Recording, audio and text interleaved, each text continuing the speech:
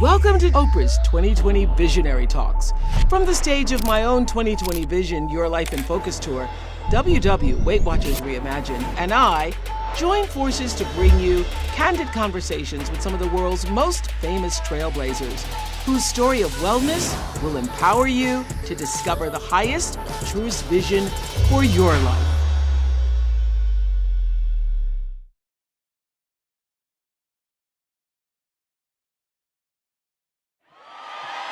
We're ready.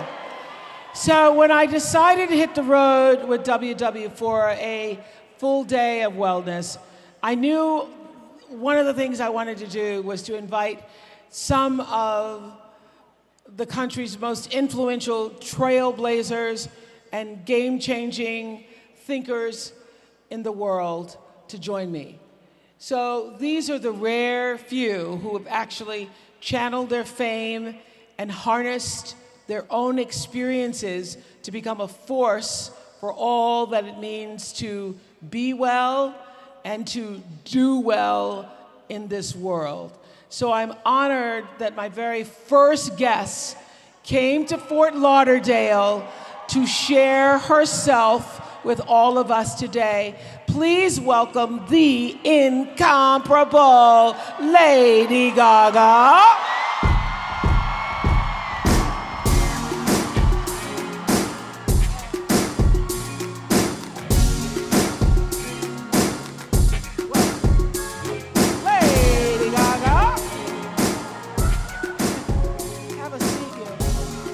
Looking at that L shoot.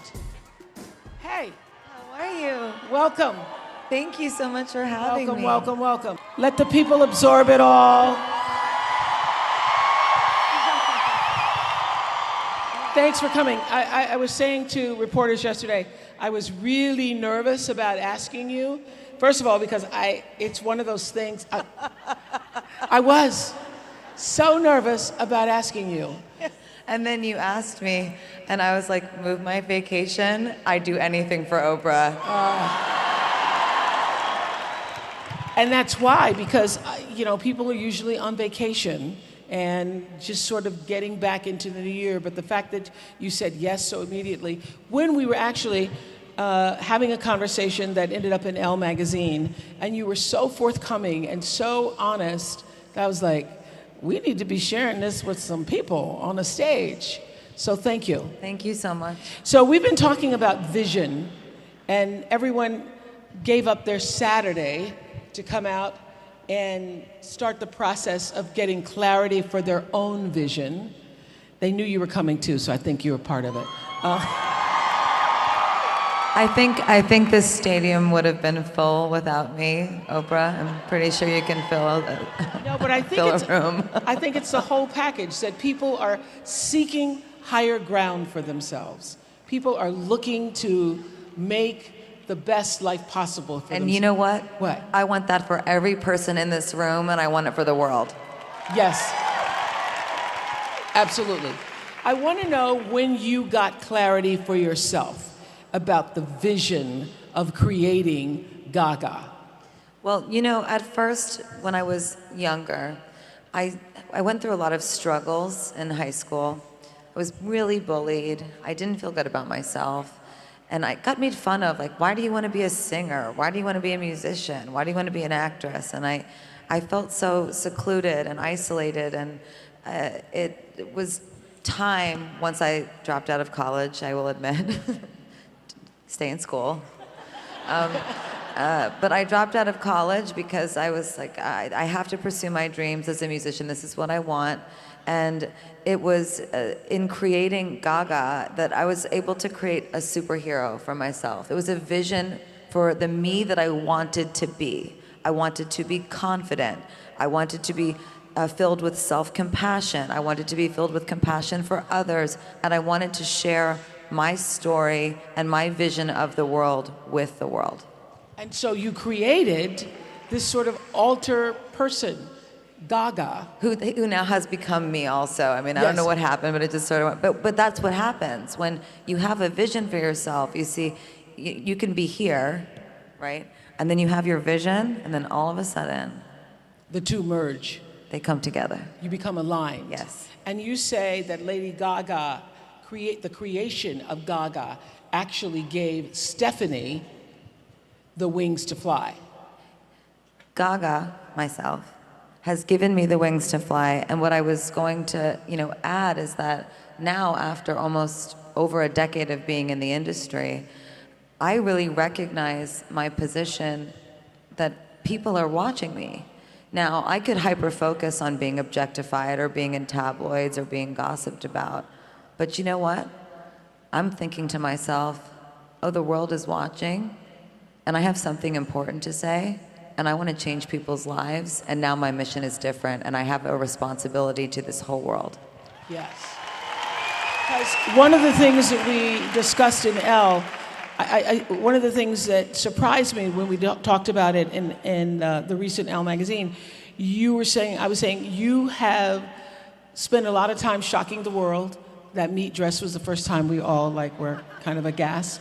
And you said you have now reached a point in your life where you don't feel the need to create some identity of shocking people. Yes, I think it was something that I enjoyed to bemuse people, so that they would listen to the music and that there was sort of a state of confusion of who is this woman? I'm like, it's kind of like, watching a train wreck, But the truth is that was part of my art form, was how do I get people to see and watch and listen and become engaged with me on a personal level, even though it felt quite superficial, I think, for a lot of people. And it's changed since then because, number one, it's no longer shocking to have pink hair. And number two, I think the most shocking thing that I could possibly do is be completely vulnerable and honest with you about my life, what I've been through, the struggles that I've seen, that I've also been a part of, and share that with the world so that I can help other people who are suffering. And one of those things that I deeply care about is mental health. Yes. Gaga has agreed so graciously to be a part of a series that I'm doing for Apple TV with Prince Harry on mental health, and she's agreed to allow us actually to follow her through a lot of the process. One of the things that struck me when you were at the Oscars and everybody started whispering about, was it true that you and Bradley were, or were not, or were not, or were not? And Gaga, tell them what you told me. I said we did a really good job at fooling everyone. Because they're actors. We created that. They created the whole thing because it wouldn't have worked if you didn't believe that they were in love. I mean, I don't know if everyone here knows who Ginger Rogers and Fred Astaire were, but would you have wanted to watch them perform and look like they hated each other? Yeah. So one of the things I loved was your speech, where you laid it all out there in the few seconds that you had. You said, if you're home and you're watching this right now, all I have to say is this is hard work. I've worked hard for a long time, and it's not about just winning. It's about not giving up. And if you have a dream, fight for it. And this is a part I love so much, y'all. This is worth a quote. There's a discipline for passion. And it's not about how many times you get rejected or you fall down or you've been beaten up. It's how many times you stand up and are brave and you keep on going. I just love that. There's a discipline for passion. Thank you. There is a discipline for passion. And guess what? This book that you've given everyone today, yes, this entire event, this is also an exercise in a discipline of passion for yourself. This is the time that is for you, to give back to you. When you give back to yourself, you sit in a state of gratitude, and then you are able to give to those around you and be kind. That is how we heal the world. So, someone had asked you, what do you see when you look at that Oscar? And you say you see a lot of pain. And was that because of the hard work, or is that because of the actual physical mental pain that you had to go through up until that moment to get it? Well, it's not a huge secret, but some of you might not know in the audience tonight or who's watching. But I struggle with mental health issues, and I struggle also with chronic pain. Some call it fibromyalgia or neuropathic pain. What does that mean, fibromyalgia? What does that mean? That is a very big question, Oprah. So, fibromyalgia is essentially a chronic pain condition that makes your body hurt through your brain. Now, someone that might be watching this that has it might be saying, don't tell me that my fibromyalgia is in my head because my whole body hurts. And even sitting here with you today, I am in head-to-toe pain. But what's interesting about it is that I have found through neuropsych research and my relationship with my doctors that fibromyalgia can be treated through mental health therapy. And mental health is a medical condition. It should be treated as a medical condition. It should not be ignored. And So twice you've said you have mental health issues. Yes. What does that mean for you? Because as I was sharing with you on the phone, I have a girls' school with girls who've come from traumatic backgrounds. Yes. And I didn't know until I started the school, because I had this idea that I'm going to create the school and everybody's going to come and they're going to get an education, and then they're going to go out in the world and everything's going to be fabulous. I had no idea the impact that trauma yes. has on your mental health. Well, I've shared this with you, and I will share it again, very vulnerably with all of you. I could open my book and read it, but I'll just tell you. So I was raped repeatedly when I was 19 years old, and I also developed PTSD. And As a result of the rape? As a result of being raped, and also not processing that trauma. I did not have anyone help me. I did not have a therapist. I did not have a psychiatrist. I did not have a doctor help me through it. I just all of a sudden became a star and was traveling the world, going from hotel room to garage to limo to stage, and I never dealt with it. And then all of a sudden, I started to experience this incredible, intense pain throughout my entire body that mimicked actually the illness that I felt after I was raped. So what that is Were you called, raped by someone you knew? I was raped by someone that I knew repeatedly, and it was a trauma response. So when you asked me about what fibromyalgia is, what I would like for you to know and to shine a light on is that many people don't know what it is, and we need to all get together and figure this out. And this is how we're going to do it. There's the neuropsych aspect. There's also an immunity aspect, that where there is a possibility that the immune system has something to do with fibromyalgia or trauma response or neuropathic pain, whatever you want to call it. And there's also some similarities in my condition to autoimmune diseases, but fibromyalgia is not an autoimmune disease. So what I take an oath as a commitment today with you is it's 2020, and for the next decade and maybe longer, I'm going to get the smartest scientists, doctors, psychiatrists, mathematicians, researchers, and professors in the same room together, and we are going to go through each problem one by one, and we are going to solve this mental health crisis.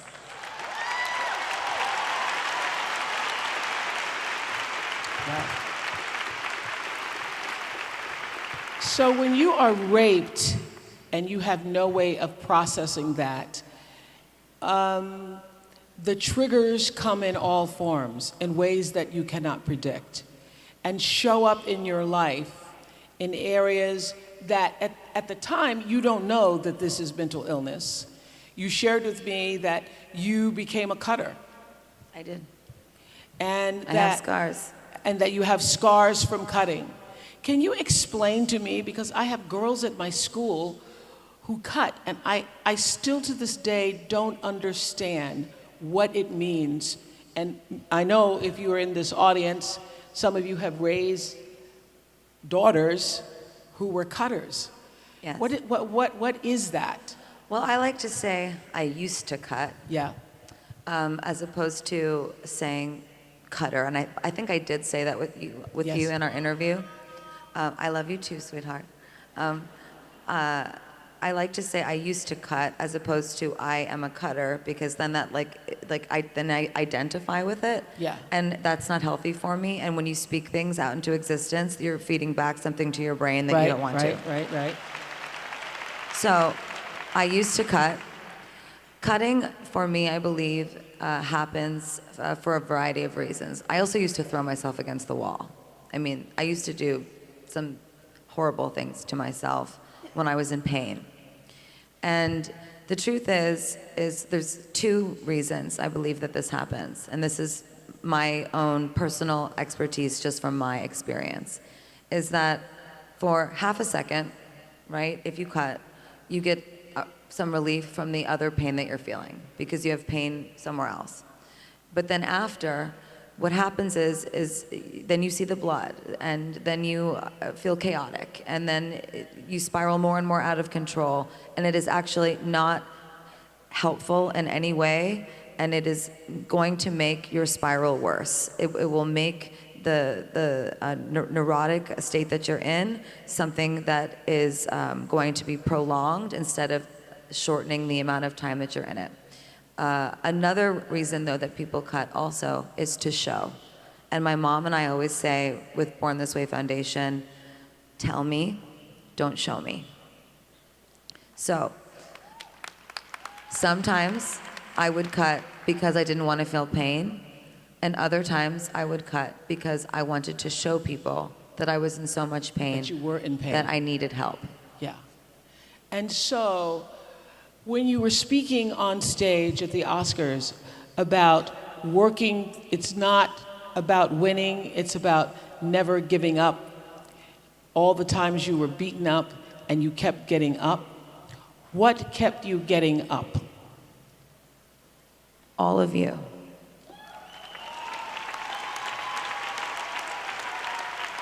And women like you.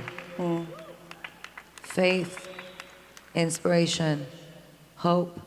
And I also have to say it, and I know that this is controversial in a lot of ways, but medicine really helped me. And I think a lot of people are afraid of medicine for their brains to help them. And I really want to just erase the stigma around this, because I'm sick of saying it over and over and over again. And also, by the way, if your primary care doctor is prescribing you an antidepressant, this should not be happening. Your primary care doctor should be introducing you to a psychiatrist who is an expert in brain medication. And what moves me so much in this space, and why I want to work so heavily and much more thoroughly through it in the future, is that not everybody has access to these things. And not everybody has the money for these things. And I want the money for it. I want the best doctors in the world. And I want us to understand the brain and all get on the same page about it, so that Gen Z does not have to deal with this the way that we are right now. Mental health is a crisis. And so medication has helped you. Medication's helped me tremendously. I mean, I take an antipsychotic. I'm in the 1.4 percentile of people that do. But And if you didn't take that medicine, what would happen? What would your life be like? I would spiral very frequently, and I would spasm in my sleep. Wow. So, are you able to remain creative in the midst of the pain? Yes. Really? Yes, and that has come from both medicine, therapy, dialectical behavioral therapy, cognitive therapy. DBT therapy, yes. DBT therapy, yes. And also, it's come through something that I learned through DBT, which is called radical acceptance. I am sitting here with arguably the most powerful woman on the planet. Oh, thank you. Thank you. And I have radically accepted that I will put my shame in a box all the way over there and make it very small. And say to myself, I have mental health issues. I take a lot of medication to stay on board. And I'm a survivor. And I'm living and I'm thriving and I'm strong. And I'm going to take all my life experiences and I'm going to share them with the world and make it a better place. Wow.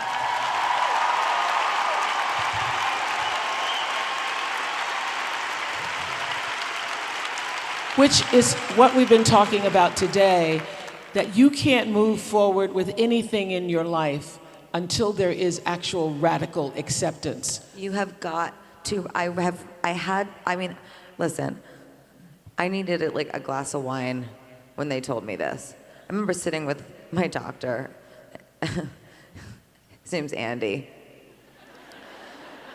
And Andy's like, you need to radically accept that you're going to be in pain every day. And I was like, are you kidding me? I was like, that's how I'm going to heal? It's just by accepting that I'm going to feel awful all the time. I'm going to be in head to toe pain constantly. And he said, you have to radically accept it. And guess what?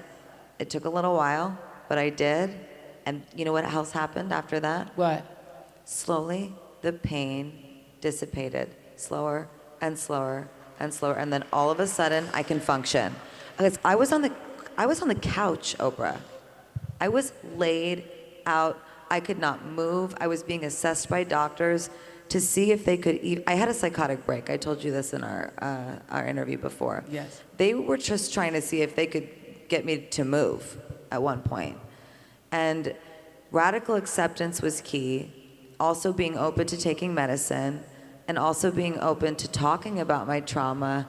And it's one of the hardest things that any human can face. And it's a lot easier to go home and have a bottle of wine or 2 or 3, right? Like just numb it all away. Right. Or dig deep. Well, I think this idea of radical acceptance applies to every crisis, every difficulty, every challenge in your life, is what I was saying earlier, that all stress comes from wanting something to be what it isn't, and it doesn't change until you first accept it for what it is and then make a decision about what do I do next. It's problem solving. You know, it's something in DBT that they teach you is about emotions, and then I'll explain it. So if I say I'm upset, right? Then I'll say, why am I upset? And then I will write down all the reasons, and then I will check the facts. And if the emotion of feeling upset fits the facts, then I'll go to the next stage and I will say, okay, what action am I going to take now to solve this problem? So if I'm upset because I'm in pain, right, then what's my action going to be? I'm going to take my medication that's going to help me. I'm going to reach out to a friend or my doctor and tell them that I'm not feeling well. And I'm going to try to get to the core of the issue inside of me and speak it out into existence and do the cognitive work to say, I am upset because today I am triggered about being raped when I was 19 and I'm having a trauma response, and I'm going to take my medication and I'm going to try to calm down my nervous system as much as possible so that this pain dissipates.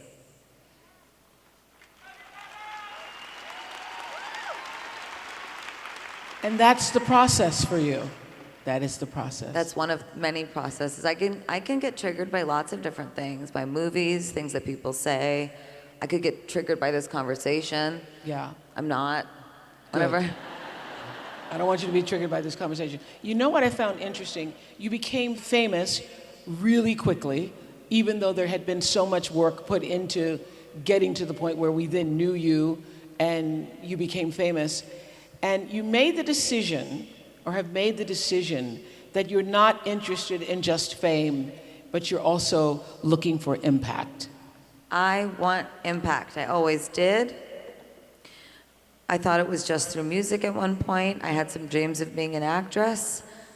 And then it really was a spiritual awakening for me. I mean, I consider myself a spiritual, religious woman. I don't go to church every Sunday, but I do pray every day. I prayed like 8 times before I came out here with you. I was like, God, just tell me what to say. And the truth is that once I became famous, I thought to myself, well, I will, and I want to continue making music. I will and want to continue being in movies. But I want to help people. These people that come to my shows, I don't want to just take your money and sing for you. I want to help change your life. And I have all this life experience. And I can't, when I talk to God, right? And whatever you want to call it for yourself, if it's God or the other realm or your angels or by any name, it responds. Any gender, right? In response, when I talk to God, I say, tell me what to do, because I'm being watched, and I want to do the right thing here. So tell me what to say. Tell me how to say it, and help me see the path. And if you show me that path, I will walk down it. And do you know what, Oprah? Look where that path has led me. I am sitting right next to you. It does it every time. Ask and you shall be given. What has been your greatest spiritual awakening? I think my greatest spiritual awakening actually has been quite recent. I think it's that I realized that I have the chronic pain that I have for a reason. And I don't mean to be like, God gave it to me, And I also don't believe in that, karma thing where, you're sick because you did something bad. Yeah. But I do believe that this happened for a reason. All the things I've been through, I think they were supposed to happen. I was supposed to go through this. Even the rape?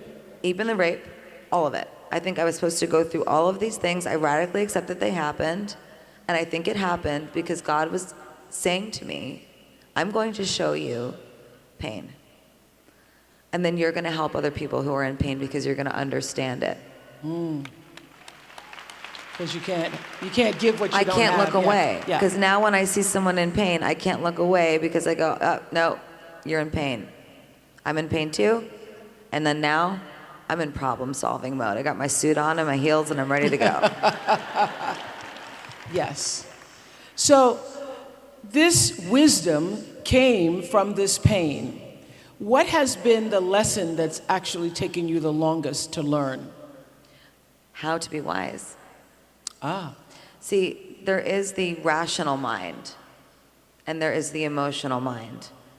And I think from day to day, we all experience ourselves, if we're mindful in some type of way, which I think this is good to be mindful about, is am I operating from an emotional space today or from a rational space today?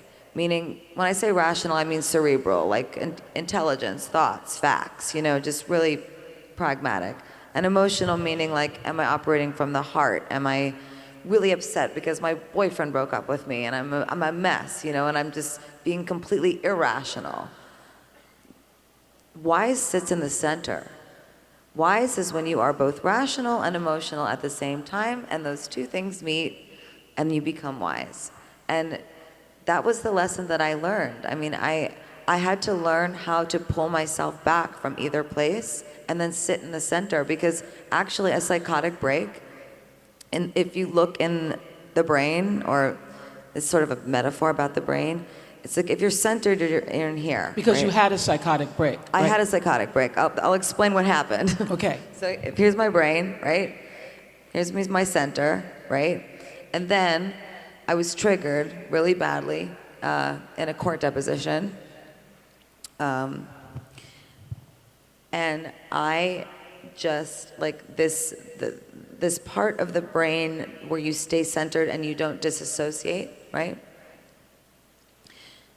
It went like this. It slammed down. And my whole body started tingling and I started screaming. Where were you? I was in a hospital. And it's very difficult to describe what it feels like, other than that you first are completely tingling from head to toe and then you go numb. But what is essentially happening is the brain goes, that's enough. I don't want to think about this anymore. I don't want to feel this anymore. Boom. And you literally break from reality as we know it. You break from reality as we know it. You have no concept of what's going on around you. There is nothing wrong, but you are in a traumatic state that you feel like I remember going into the hospital and screaming, why is no one else panicking? Why aren't you panicking? And then they brought a psychiatrist in, and then I'm in head to toe pain at the same time, right? And they brought in a psychiatrist, and I said, can you get me a real doctor? And he was like, hey, so nice to meet you. And he sat down, and I was like, I need medicine. I don't feel well. I can't feel I help me, right? And then he just said, I need you to explain to me what happened today. And I was so annoyed. But I'm telling you this story because even I, who run Born This Way Foundation with my mother, was irritated that they brought a psychiatrist in to help me. I mean, that's how gone I was. I was so separated from the world. And once we started talking, he realized what had happened to me. And then he ordered a medication for me that I took reluctantly at first. And then he became my psychiatrist and assembled a team for me. And I went away to a place that I go to sometimes still for a reboot. Yeah. And they took care of me. And we got all of the things lined up. And I have a very unorthodox, actually, set of pills that I take. But they saved my life. And I'm very grateful. Well, I think this is remarkable that you feel so open-hearted, vulnerable enough to share this. Was there a time when you were afraid of it getting out? Like Gaga's had a psychotic break, y'all. You know, I think I was more scared of the psychotic break itself than I was about people knowing about it. I mean, when your brain flatlines like that, I mean, it's something I would never want to ever experience ever again. And when that happened, were you thinking about your famed life, your life as Lady Gaga? Were you thinking those days may be over? Were you thinking? I was thinking two different things. So to answer your first question, at some point I had to tell people because I can't live a lie. I'm an authentic person, and here I am, and I'm perfectly imperfect, you know? It's and we all are.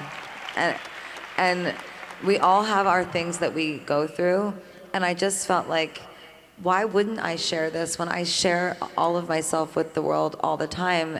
And I could maybe help people that have had psychotic breaks or maybe are on the verge of having one and, spread my message.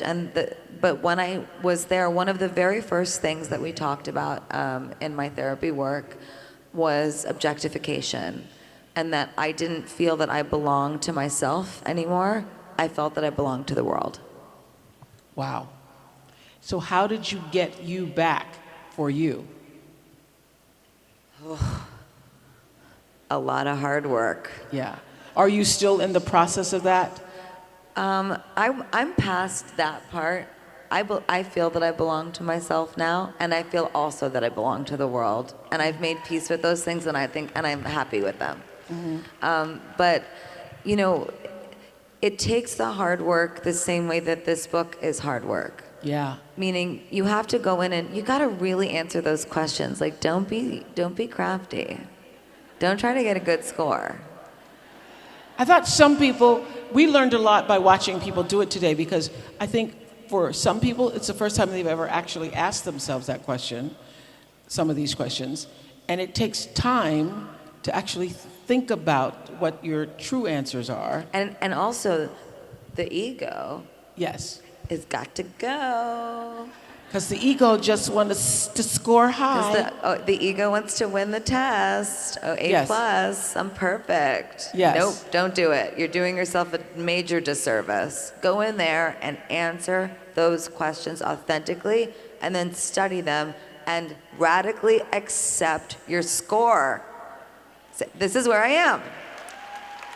And wherever you are, that's where you're supposed to be right now. It's where you're supposed to be right now, and then you can actually problem solve. You cannot problem solve if you're lying to yourself. See, I got to a place where I didn't know who I was anymore, so I broke. My brain shut off, right? But once I started to get to know myself again, I was able to, turn all the knobs. Why didn't you know yourself anymore? Is it because you've given so much of yourself to the little monsters, to your fans, to the world, to your work? I just didn't stop moving. I just was moving and moving and working and dancing through insurmountable pain. And I will say it took years for me to be diagnosed with fibromyalgia. And even if you ask my psychiatrist, he doesn't even refer to it as that. He'll call it neuropathic pain or a trauma response. So I was going to the doctor all the time, getting like my whole body x-rayed, MRI'd, everything, for someone to tell me something was wrong. Like, tell me I have a herniated disc or something. And they couldn't find anything. And it was so frustrating. So I was also on tour dancing in excruciating pain. And I wasn't properly medicated. And I wasn't in therapy. And so what were you telling yourself? I was afraid I was going to die. So you're performing on stage in front of thousands and thousands of people all over the world, and every night going to bed thinking you were going to die. Yeah. And you lived that way for how long? I would say I lived that way for about 5 years. That's so sad. And I radically accept those 5 years because they made me who I am.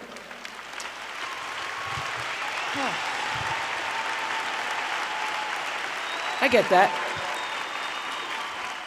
I get that, but it also feels, Gaga, so lonely. I think we live in this Instagrammed world where everybody wants to be famous and they want to post their lives as they want us to think that it is. And this idea of what your life is like and what we see and what we've been exposed to about you, people think, oh gosh, I would just love to have that life. You can't have this life unless you're willing to have every part of this life, including the rape, right? Yeah. You have to take it all. Well, including the rape and also no one wanting to help me. Yes. In an industry where everyone has someone on each other, so no one wants to help you out. Really? Oh yeah. No one wanted to help me. No one wanted to help me go after that person, to put that person where they belong, which is jail. Yeah. And I'm not ashamed of it, but I, through the whole Me Too movement, have made the personal choice not to say who it is, because I choose to not relive it. And that's my personal choice, and I hope that the world respects that. Yes. But let's talk about the loneliness for a moment. I think everybody has this assumption that if you're famous, you're always surrounded by people who are doing things for you and you're being supported and nourished and given everything that people imagine in their lives they would want for themselves. But it's also a lonely journey. It's lonely, and when you have chronic pain, it's extra lonely because it's just you that has it, and you can't make someone else feel it. You feel completely alone. And let me tell you something. I might be famous, but if you think that someone's bringing me caviar all day, they're more likely to be giving me a bowl of ice to dunk my head in so I don't have a dissociative state. So my friends that I work with, I don't ever say that people work for me. They take care of me every single day so that I can be healthy and do my work, do what I love, and also because they so much believe in my mission. And for all of them that are here today, I would like to thank you so much for what you have done for me, my second family. so that I can be here with Oprah and talk to you about this importance of self-care and shine a light on something that is so important. Let's be radical. Let's change things. So you had radical acceptance, and what you just mentioned, looking at yourself from the point of view of, I just said to a reporter yesterday, giving more love to yourself.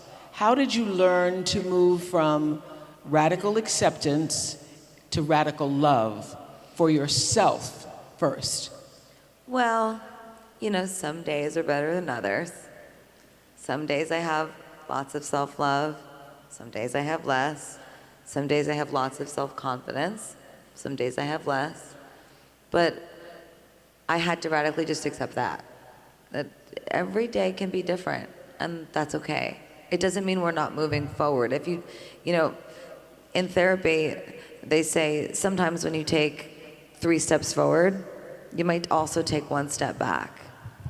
What's important is to try to keep tabs on making sure that if you take 2 steps forward, you don't also do something that takes you 10 steps backwards at the same time. So, you know, my practice and my commitment is gratitude. And Gratitude even in the midst of the pain? Gratitude even in the midst of the pain. I do this all the time. I will be laying on my porch in pain crying, and I will say, thank you, God, for this pain. Thank you. I surrender it to you. This pain is meant for me in my body right now. I'm here in this moment, and I'm learning. Thank you for teaching me. Wow. Amen to that. So what's the things that you do on a regular basis to keep yourself whole? Medication. So you're medicated all the time? Yes, every day. Every day. What's your ritual? If I took my pill box out, it would sound like a rattle. Like a baby rattle. Really? Oh, yeah. Okay. I mean, I don't mean to laugh, but it's kind of funny. And has the... But I'm healthier than I've ever been in my whole life.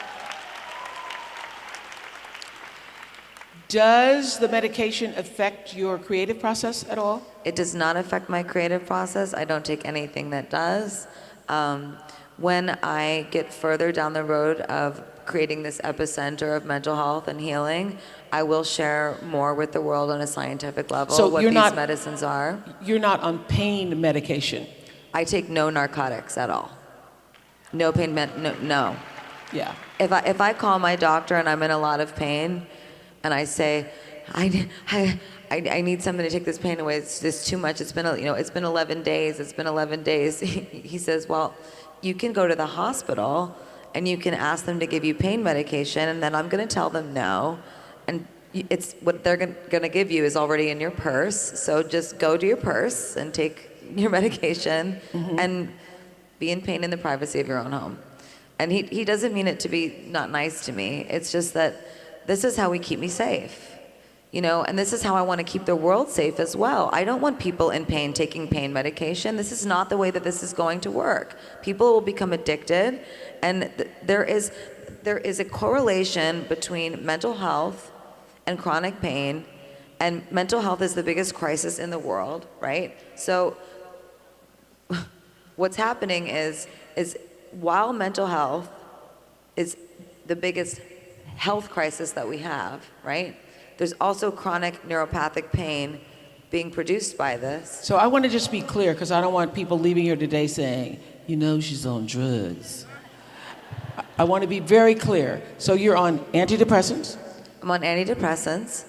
I am on a medicine called methylcarbamol, and I am on an antipsychotic called olanzapine. And I take a few other things that are stress-based. Yeah. But I want to be very careful about saying any of this, you know, in a public way to tell anyone what to take. You know, this is not, it's not the same for everyone.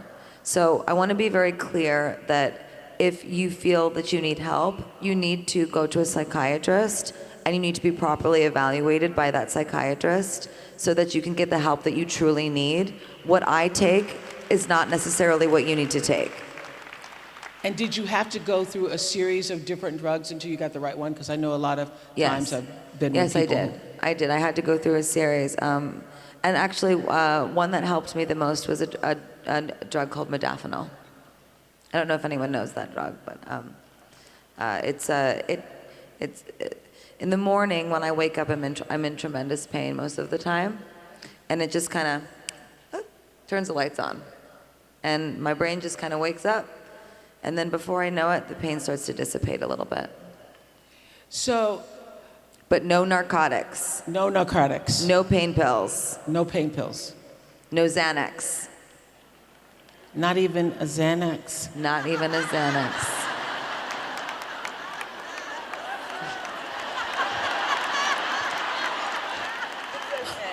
Okay. I'm not judging you. Okay, don't.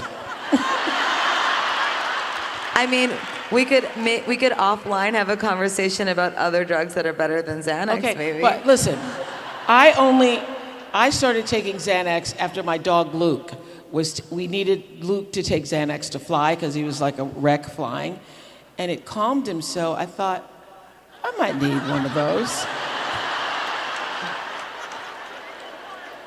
Yeah. So when I'm traveling, You traveling or when you sign your tax returns, probably. when I'm traveling, no.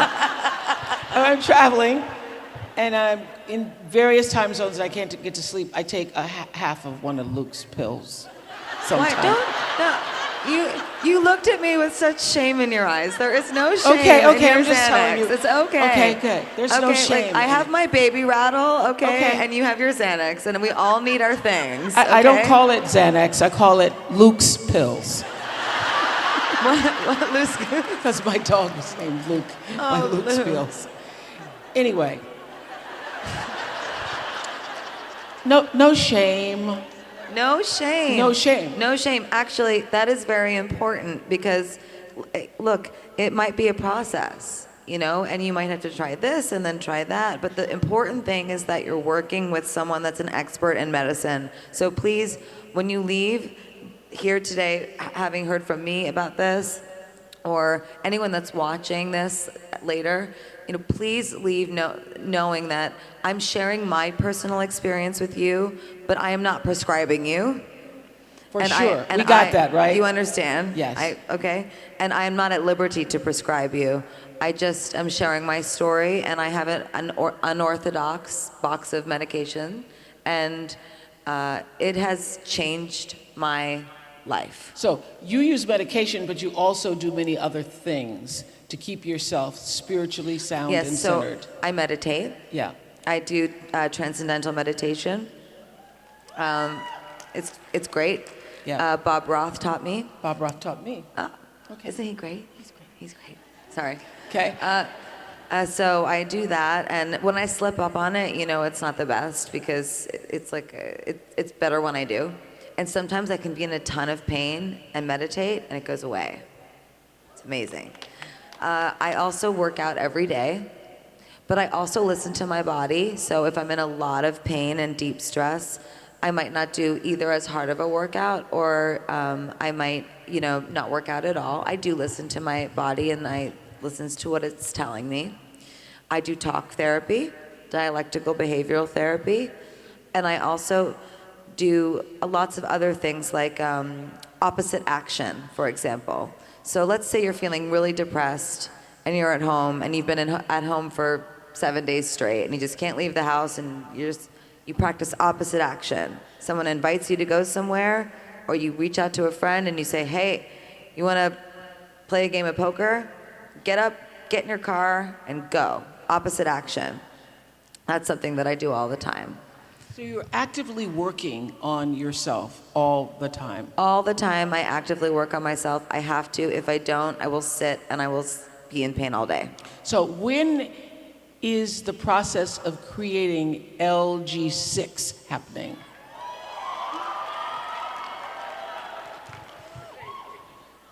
For years. For years. For years. Not 4 years, but for years. Okay. And it's happening. Uh-huh. Okay. Don't worry, we're having a self-care conversation, but I still am going to make music, don't worry. Because we were talking earlier, I was talking earlier to Julianne Hough, and she said that dance is her superpower. Oh, yeah. Your superpower is music? You know, I think I have a few superpowers. I just haven't used them all yet. I'm getting ready. I've got a wand in my purse. I know your superpower, certainly one of them, was creating the Born This Way Foundation. Thank I think you. it's one of the greatest things you've done. Thank you. Not only did you have that great, that anthem that became an anthem for so many people's lives, to say, I radically accept myself as I am, because I was born this way. So tell us what you intended, because intention is so important to us, what you intended when you created the work of that foundation.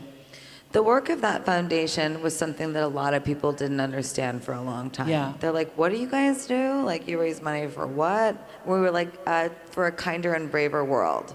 And they would go, we're like, it's really that simple. We want to create a kinder and braver world. And they're like, I don't understand. So what we do is we do research, and we also provide resources so that people can learn more about mental health, the importance of kindness, and also we've put mental health first aid in schools around the country. And as also part of my commitment, this might be separate from the other epicenter of healing work that I want to do, is I want a mental health professional in every school in this country. We need it. And We need it. I want mental health to be its own class. What is health class? Sex ed? Is that what we're still doing? Is sex ed? I don't even know. I mean, like, what are we learning about in health class? We should be learning about the brain. And We the should heart. be learning about the brain And the and how mind that and the works. body and its connection and all the things. Yes. So I want there to be someone in every school that someone can go to if they're in need of help, or that someone can go to if they see that someone else needs help. And then at the same time, it is a requirement in every school that you learn about the importance of kindness, you learn about triggers, you learn about depression. 44% of the population is suffering from depression, and it's because of loneliness. This is because of our cell phones and social media. This is not lonely because we don't have partners. We are literally collapsing around each other. There's all these walls, and we're collapsing around each other, unable to have this personal, interpersonal connection. It's got to stop. It's got to stop. And I know one of the things you're doing at the Born This Way Foundation is your approach to courage is to take little bites of bravery and teaching other people how to, which I love this idea of little bites of bravery. Just be a little braver every day. You know, like if you feel like you can't do something, just go do a little. Just a little bit. And I promise you, before you know it, you're taking a big old bite of bravery, and it's amazing. And it can be something small. Like for me, if I don't feel well, and maybe I have an off day, I have nothing to do, but I don't feel well, simply by, taking a bath and massaging some CBD oil on my body, and then going to the mirror, brushing my hair, putting on some makeup, getting dressed. These are also the things that you learn in DBT, right? That if you don't feel well, whether it's mind or body, you got to keep moving. You got to keep going. It's called throwing yourself into the moment. Throw yourself into the moment. Take a little bit of a bite of that bravery. Even if you only make it to the bath and you don't make it to the mirror, you did something. And I know that for you, I would say gratitude is my religion. It's the thing I practice with, deep consciousness and a sense of like regularity and discipline about it. And for you, that is kindness. It is kindness. Kindness heals the world. The earth is a slowly rotting apple on a kitchen counter. Oh, no. It's the truth. Okay. I'm sorry, but it's just true. I mean, it's like you just put The if you earth put is an a apple on the slowly couch, rotting apple. but it's slow. It's really slow, right? But we have to be kind to that apple, to the humanity of that apple, and we have to be kind to the environment to keep that apple alive as long as possible, and that's through kindness. Yes, yes. And I have actually my commitment here. I want to hear your commitment. I commit to gratitude, to bring the greatest minds I can find in the world together to one by one solve the mental health crisis that is plaguing our world.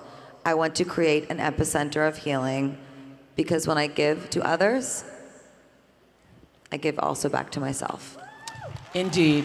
Lady Gaga gave up her vacation to come and sit and share her truth with us. Thank you. Can I just say, Oprah, I love you. I love you back, girl. I love you back. Oh. You're so right. Lady Gaga!